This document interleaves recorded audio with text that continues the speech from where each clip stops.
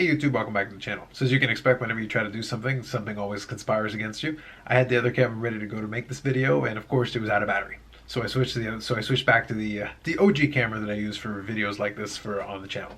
So today I want to kind of follow up with the theme that I wanted to do for this month a little bit, which was kind of the reflection, kind of the thinking back to the year that was in terms of the collecting side of it.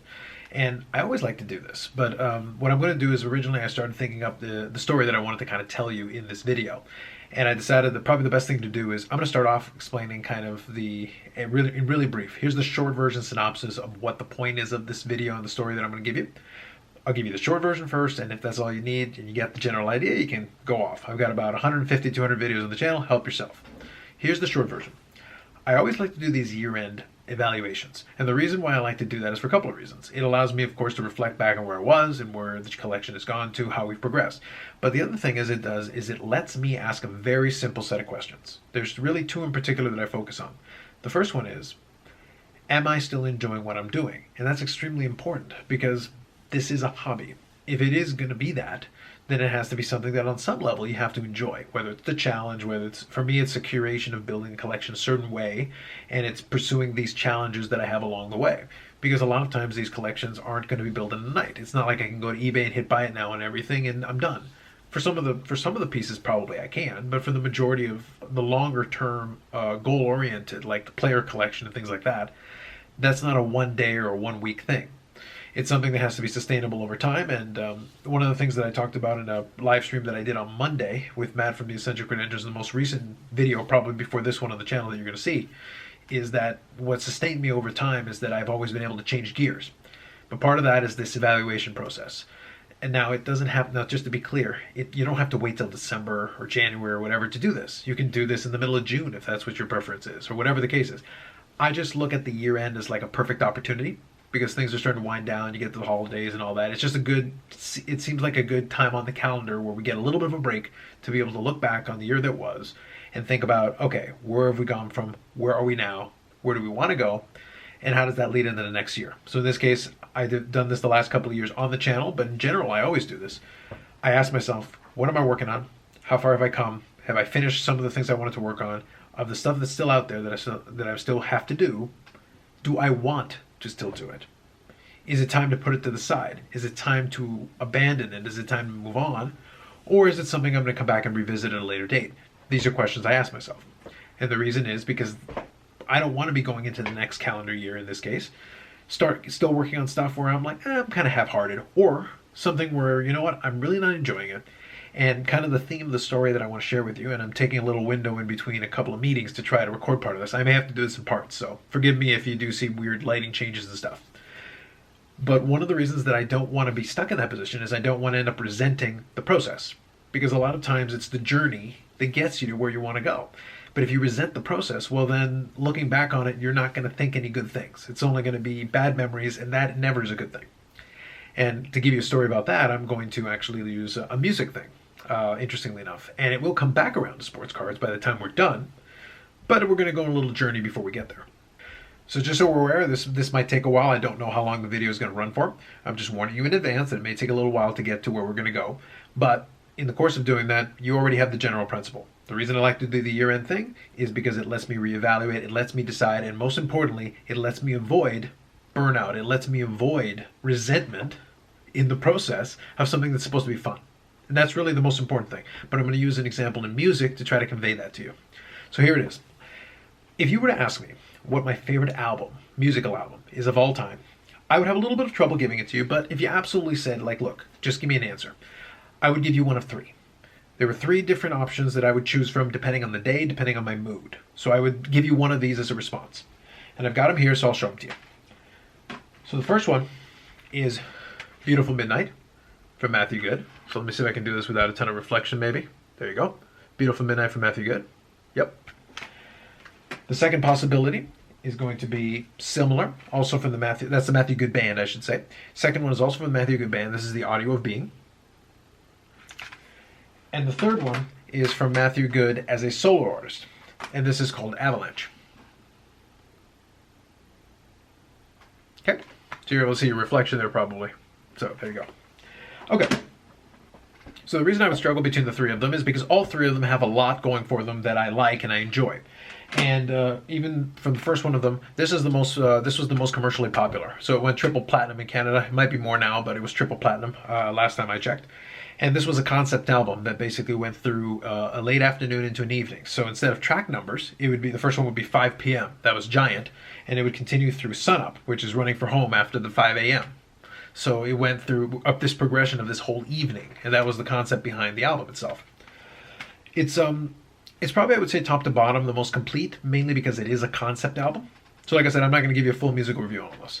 But the reason I'm using this Matthew Good as an example, and I'll get to that in the rest of the story, is that there is a very specific connection that I have with this music and this that is a good example that plays into the sports car piece. So just bear in mind that these are my three favorite albums of all time, even to today, as I go through the rest of the story. Okay. Next thing I'm going to say to you real quick, and Matthew Good, by the way, has been around for a while doing music. The first album he ever did commercially with the Matthew Good Band was actually this one. It was called Last of the Ghetto Astronauts. Don't ask me what the title stands for, but it still makes me chuckle a little bit. But that is Last of the Ghetto Astronauts. This was the first full album that they did, and this was in 1995. Now, I didn't start listening to the Matthew Good Band in 1995. My story with them starts 7 years later when I was in university.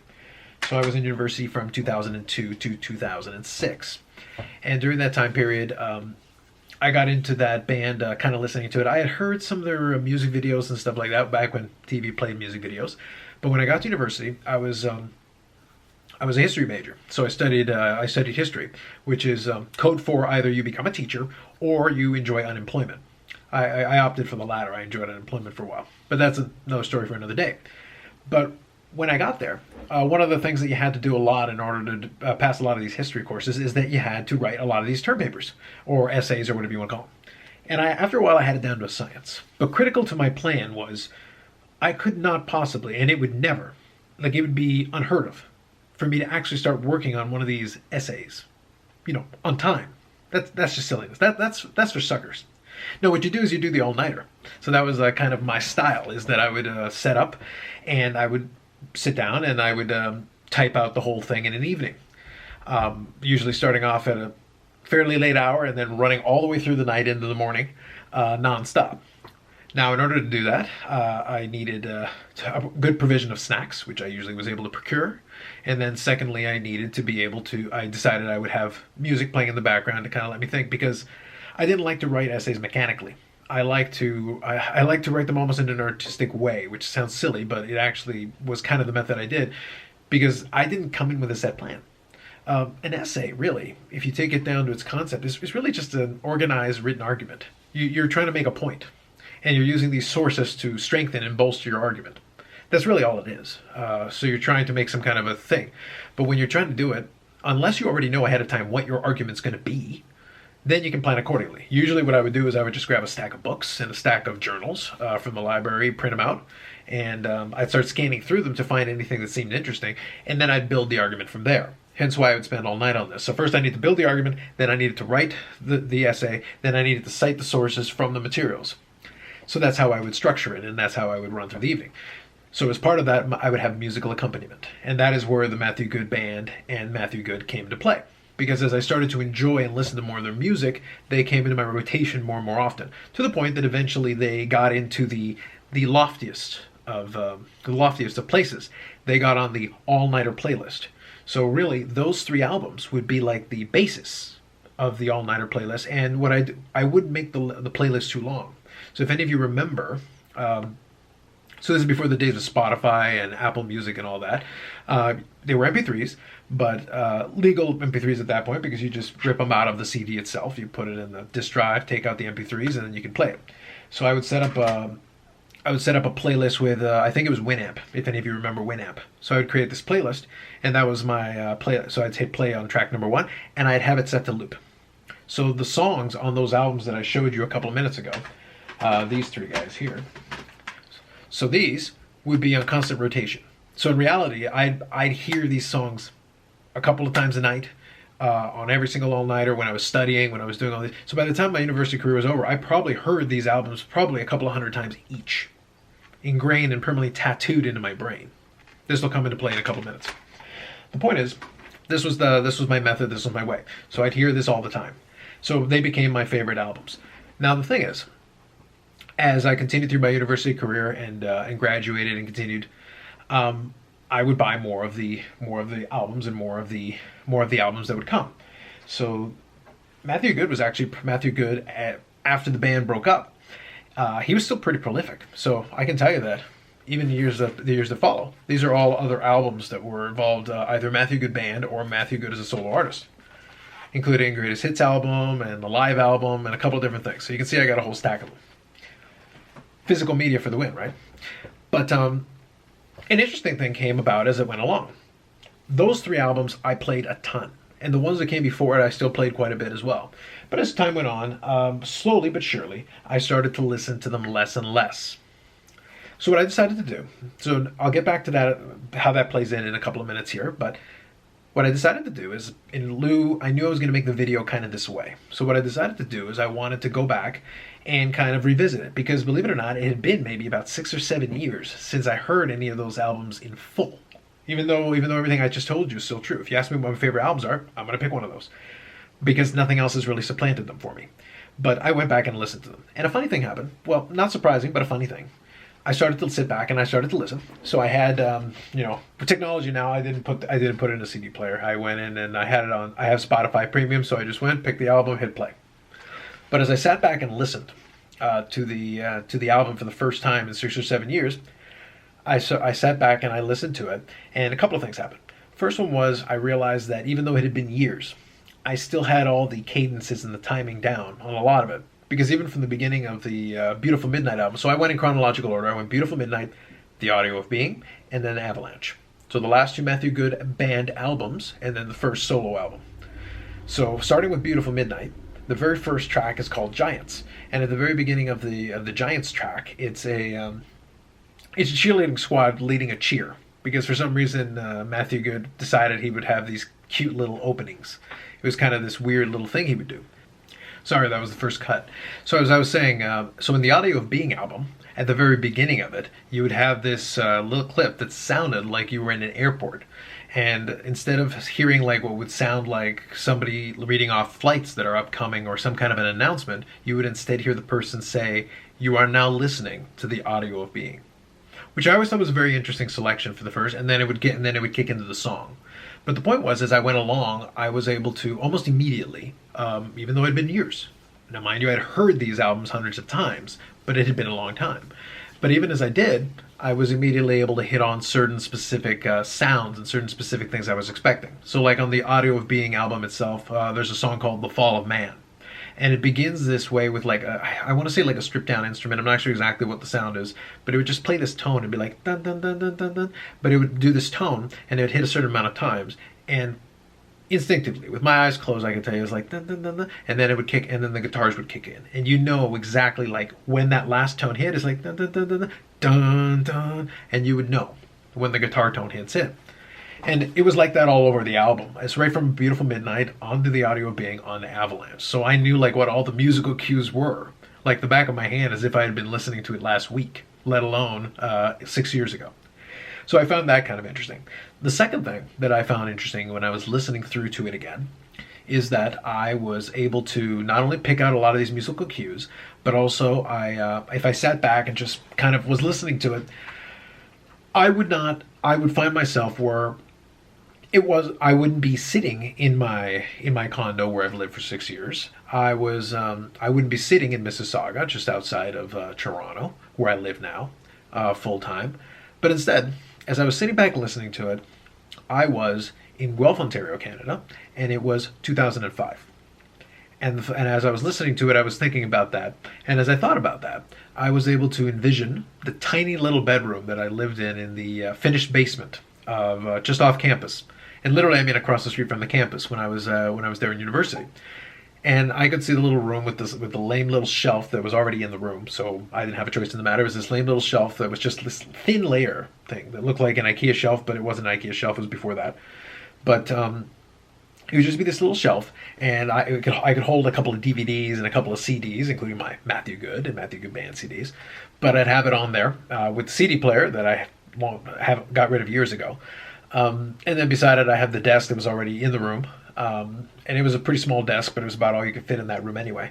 So I'd have it with the old HP desktop with the gray sides, the keyboard that sort of worked and sort of didn't work, the square monitor, heaven forbid, and I think that was like a 16-inch monitor or maybe 17, tiny, tiny, but good enough for a university student who would just be doing papers and stuff like that on anyway, or just surfing the internet, and wired mouse, shocking, and I could envision all that, like I could picture it all as I was listening to it, and then I was envisioning, and in the vision, I wasn't just sitting in the room listening to the song, and in the vision, I'd be walking around, pacing up and down, working on an essay.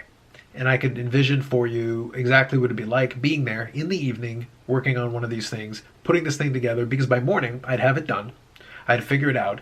I'd get it printed up, and then I wouldn't have breakfast in there. I would actually, if it was a weekday, I would actually go outside, go up these ridiculously steep flight of stairs, taking us to the outside, because the finished basement was in a basement with the back door. You'd go around, pop outside, across the street, and since I was right on the university campus anyway, I just walked down the main campus, head over to the university center, go over to the eatery section, and there would be this little, it would be like this little, desk is the wrong word. I'm basically thinking like, it wasn't like a full-fledged like little mini restaurant or even a booth. It was just like this table that would be on all sides, and all the cooking implements were in the middle, and you'd have the person do it. It was called exhibition cooking. And you could go in and order, and it'd be like, can I have the eggs with the bacon, eggs, bacon, sausage, and a couple of slices of rye toast. So I'd do that, and then I'd grab my tray, go sit down, eat it, eat the food, and then waltz over to the classroom, drop off my essay, and I'm not gonna stick around for the lecture. Drop off the essay, and then head out. But I'd be up for the rest of the day, and then that would be my routine when I was doing one of these essays. I got all of that by listening to the tracks, and I got from the tracks from these albums, even though it had been years. And that's kind of one of the things that the music and different things, nostalgic things, can do for you. So here's the question. Oh, there's a couple of questions. First one is, what the hell does this have to do with sports cards? I promised you I'd get back to it. I said it, and I also gave you the spoiler at the beginning of what this whole thing is about. So, but at this point, you should know what it's about, and if you're still here, this is your fault, not mine. But the second question is, if I can get all that from it, if I was able to actually time travel 15 years to the past, to what are predominantly pleasant memories, because I was able to think back on them fondly, and I got a kick out of it. If I can do all that, why haven't I listened to the album in 6 or 7 years? And the answer to that is key to the actual sports card point that I will get to at some point here in the next little bit. But the reason for that is actually this. As much as I enjoyed it, and as much as I had fun with it, I like to think, because as time went on, I became a fan of the band and the musician. And like I said, I went in and got all of these. Now, this is the latest one. This is called Moving Walls. This was released in 2020. It's still in the shrink wrap, but it's 2020. You can just listen to it on Spotify. And I did. I listened to the whole album on Spotify. And to be honest, it didn't do anything for me. Not shocking, since the last couple had done in decreasing amount. So like I said, that was the last of the Ghetto Astronauts, this first one. And these are all the different ones. And this one is called the White Light Rock and Roll Review. And this is the one that came after that sequence that I gave you at the beginning. This is probably top to bottom the next best album, the one I enjoy the most. Still a really good album, still some great songs on it. And the thing is, there would be great songs on these different albums. Hospital Music, it was pretty good. But, it'd be a little bit of a mixed bag. Live at Massey Hall is fantastic because they play some of the old hits. Vancouver was pretty decent. Lights of the Endangered Species, this one here. I'm not going to go through all the songs and stuff. I'm just giving you a quick run through. This one I actually got really early, and I bought it on the online store. And I got it early enough that this one here, I'll actually show you. Like I said, since we're telling stories, I may as well show you. This one I got early enough that I actually got an autograph copy. So the inside liner notes is actually autographed, which is kind of cool. This one is interesting because there are some good songs on it, sort of. A little bit good, a little bit kind of eh. But by this point, this is 2011. So this is years and years on now. I graduated university in 2006, so this is 5 years after that. But by this point, it's like there'd be some good songs in here, A Place of Lesser Men, stuff like that. So it's okay. I would say probably Zero Orchestra is the one that stood out to me the most because it was so different. It was a radical departure. And this is the point that I'm trying to get at here. It's not that I stopped liking the music. It's that two things happened. Number one, life happens. I changed. I wasn't exactly the same. The sound that worked for me for these, and the sound that was perfect for the time that I was in university doing what I was doing, didn't really apply to me anymore. I had done other things. I tried the unemployment thing because this is a history major. And by try, I mean you don't have a choice. You're not really getting work until you do. You have to keep chipping away at it until finally you get a chance, and then you go from there. So I had done that portion of it, and I was working. The other aspect of it is that the sound and the things I was looking for that this was providing for me at that time, which was the perfect companion for what I was doing, no longer really applied and no longer worked. It wasn't that I stopped liking it, but as it went along, the musician, Matthew Good, also started to change his style and try different things. And if you do ever check out Zero Orchestra, or this one, actually, sorry, Non-Populous is the one that I'm thinking of. Non-Populous for this one. It's a very radical departure. It could not be anything less like what's in here. But it still worked. I thought it was very interesting. It was a different experiment. After that, he did do Arrows of Desire, which is a little bit more of a throwback to kind of the rock roots of some of the other stuff there, but a lot of different things. We're done. By the time you get to Moving Walls, you're doing a completely different thing. So the artist is moving away from that sound that was represented by those 3 albums that I was talking about. And I, in terms of the sound that I want to hear and what I'm listening to, am moving away from that style. So we were moving in divergent directions. But in the middle of all of it was those albums. And the thing about this is, like I said, and I'll use this analogy here now because I'm going to bring it back for the sports card piece in a second. So these albums, in many ways, were my good old friend from university. They were my companion. They were hanging out with me when I was doing all that work, spending all those countless hours in the late, ridiculous hours of the evening, trying to finish these things just so I could get my thing, graduate, and move on to the next thing. But they were there with me the whole time, and they're still here with me now. But one thing happened along the way. I still bought all these, but this is not an onerous thing. This wasn't a lot of work, and it wasn't asking a lot of me. I would still buy these albums because I still appreciated the musician who made these. So even though he wasn't making music like this anymore, I still wanted to support and pay tribute to it, even if as time went on, I became less and less interested in the music he was producing going forward. And the truth is, most likely, when the next one comes out, I'll probably buy it, I'll give it a listen, I'll always give it a try. But it just never resonated the same way that these did. But the thing is, even these don't resonate the same way they did. Although, to the old friend analogy, I can always go back to them, and I can go back to that time and that place. And that's what I did when I listened to these. The reason that's interesting is because, obviously, I'm no longer in that time and place. But if I want to time travel, they're great for that. The reason why I say it's like an old friend, and I think that's going to be the title of this video. The reason why I say it's like an old friend is that it is like an old friend, but it's not like an old friend that you hang out with much anymore. And it's not because you don't like them anymore. It's because you've grown apart. And by that I mean you have moved on, you've advanced, you've done different things. But they're still frozen in time there where they always were. So when you go to have a conversation with your old friend, so to speak, there's not a lot new to talk about.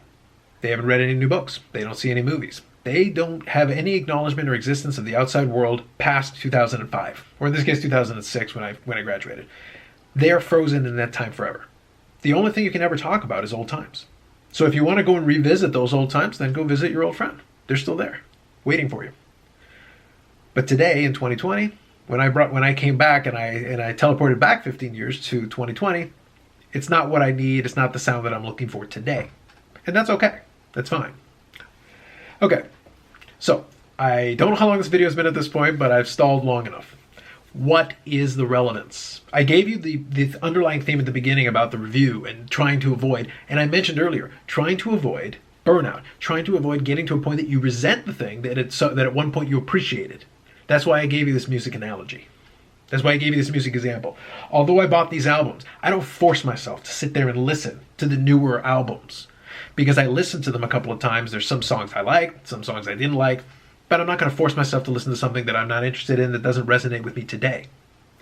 Imagine if I forced myself to sit there and listen to Moving Walls hundreds of times, trying to develop an appreciation for it. Sometimes an album grows on you. Sometimes it does. But sometimes it's just not your vibe. Sometimes it doesn't work with where you're at that given time. If I forced myself to do that, I would develop a resentment. I would suddenly lose my appreciation and enjoyment that I was able to get by revisiting Beautiful Midnight, Audio of Being, and Avalanche. I can still go back to these from time to time. I won't wait another 6 or 7 years. Now that I had a chance to listen to it again, They deserve to be listened to more often than once every 6 or 7 years. But I'm not going to go back to it next weekend. I'm not going to go back to it tomorrow. Maybe in a month, maybe in 2. At some point I will come back to it. But the point is that it's still here for me if I ever want to revisit that place in time. And I enjoyed the trip. It was a nice little vacation. But it's not a place that I'm going to spend all my time in because I'm in the here and now. So let's get back to the sports card piece now to close this whole thing off. If you put up with it this long, so congratulations, you're going to get your reward. So now I'm going to talk about nostalgia again because collecting in a lot of ways is nostalgia. That music brought me back to a nostalgic time. Sports cards and collecting can do that too. How does it apply to this? Like this. So this is a copy. This isn't my original copy. This was a later copy I got of the 1993 Collector's Edition Guide. And this thing is a close approximation to the one I had. I believe the one I had was 1992. But the thing about it was that it had these color pictures. And the reason why this is important is when I had my original copy in 1992, I remember looking through it and leafing through it and looking at things like the 53 Bowman's Color Mickey Mantle and things like that. And I aspired at one point as a young collector, thinking to myself, how awesome would it be if I could put together a complete run of these vintage cards? Because I already had an affinity for vintage. And these pictures just solidified it. I was looking at these and thinking, oh my goodness, look at this Billy Martin. Look at this Eddie Matthews. Look at this Duke Snider card. Look at this Stan Musial card right here. And I thought, wouldn't it be awesome if I could put together that collection?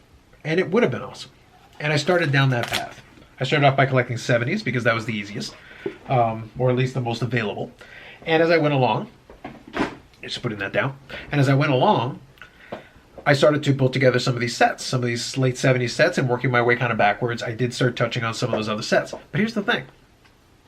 It's a long-term commitment. It's not something you can do over a weekend, over a month. But as the years went by, and I started putting together some of these sets, I ran into a bit of a problem at one point. I started to realize that while I loved the idea, there were a lot of these sets in that run that I just didn't like. 57 Topps is an iconic set. It was the first set that introduced the modern size of the trading card. I think it's ugly. I think it's tremendously ugly. And some of the cards just look drab. And it was because of the way they used the photograph. It doesn't have the beauty of the 53 Bowman Color. So it wasn't that I was turned off by all of the sets in that. The 53 Bowman Color, I think, is a beautiful set. A lot of those Bowman sets from that era are beautiful cards. 48 Bowman, not so great. 49 doesn't really work for me. 1950 though, I like the little pictures. 51, 52, 53 Bowman Color, not the black and white so much, but 53 Bowman Color is just gorgeous. And 54, even with the pastel, I kind of like it. It has a quaint charm that I enjoy, and I'm most of the way through that set, and I will complete that set.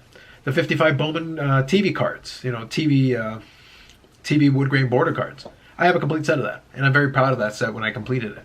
56 Topps is my favorite set of all time. 53 Topps is a beautiful set that I think is iconic. I will work on that set at some point. So I didn't abandon collecting vintage. I abandoned the idea of doing the complete run because I did an evaluation like what I said at the beginning of the video.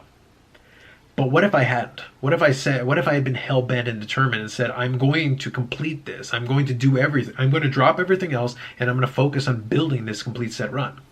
Well, at some point I would have developed a complete resentment for the entire project because it would have been me doing something I didn't want to do. Just out of this weird sense of, well, I started it, so I have to finish it, so I can't possibly change my mind. I can't grow. I can't change. I can't develop and understand that, you know what, maybe I just don't want it as badly as I thought I did. I like the idea. I didn't like having to do the work that was required to execute it. It would have been, like I said, forcing myself to listen to this album. When, while I appreciate the musician, this musician produced my favorite albums of all time. I can appreciate this person for what they did and for what the music did for me at the time it did. But this doesn't work for me. The last couple haven't worked for me. But the good news, like I said at the very beginning of the video, is that I still have the ability, because I didn't allow myself to become embittered by forcing myself to listen to something I didn't want to listen to, the same way that I didn't force myself to keep going on a project that I just didn't have the passion for. I was able to enjoy it. I can go back and look at those 70 sets, even though in the end, it was a project that I never got to completion, never really continued on. I sat back and I said, I don't really want to do it. But I didn't get rid of the cards. I didn't throw them away. I'm not giving them away. I'm not selling them. But I can go back and look at those sets and I can remember the parts that I did like, the parts that I did enjoy. It allows me, the same way that I was able to, go back and enjoy these. Because top to bottoms, these are still my favorite albums of all time. even if I don't listen to them all the time. And because I don't have that resentment, I can go back and enjoy them anytime I want, and I can go hang out with my old friend. We'll see how editing works out on this one, but I hope you get kind of the general point that I was trying to get across. Predominantly, it had very little to do with cards in general until the very end, and when it all kind of tied together. But that review process that I was talking about, I think does play. And I think it is a good time if you haven't already done that in a while, because I see sometimes people will get angry and upset, and they will lose a lot of their enjoyment for collecting, and maybe it's because you're collecting the wrong thing. Maybe you had an idea in your head, and maybe times have changed, and maybe that isn't what you want to do anymore. It's worth asking the question, because if the answer is yes, you're still enjoying yourself, you still want to do what you're doing, well then great, you've got your answer. Stay the course. Enjoy 2021, we'll see you there. But if the answer is, I'm not really so sure anymore, then maybe it's a good time to look into it and see exactly where you're at. So that's my advice to you, that's what I'll leave you with. Hopefully this video got somewhere, or it could have been a total train wreck, I have no idea. Anyway, we'll be back to more normal regular videos on the channel. Thanks very much, and we'll catch you in the next one.